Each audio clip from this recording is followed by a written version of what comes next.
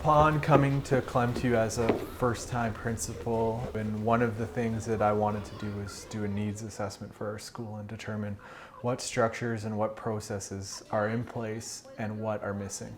And it became apparent very quickly that we didn't have a library. What I'm excited for is having a library full of Indigenous authors. Our children need to be able to see that they're Indigenous authors and read from those Indigenous authors and see themselves in the books that are being purchased and read. I think that a library or some community gathering space has been a goal for Klemtu for a long time. After polling some staff, some community members, we decided to bring to Klemtu a modern library with all of the programming necessary to really launch a full-scale literacy initiative in Klemtu in June of 2020.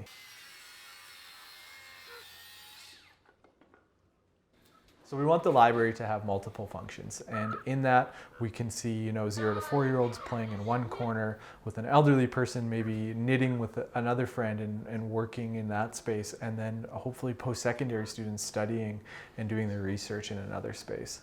There's a lot of families that spend time in the school just in the run of the day as well, so it'll be a really nice spot for them to just go. And we really hope to create another community space for community to gather in and enjoy.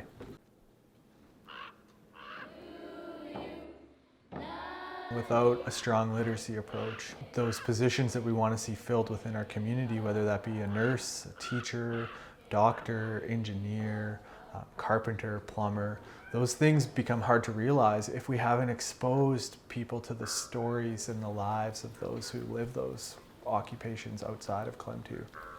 And having that range and say, like, you can be any of this, you can be all of this, you can be in the in-between. Like, there are so many options that you have. Our library is a conduit to their future.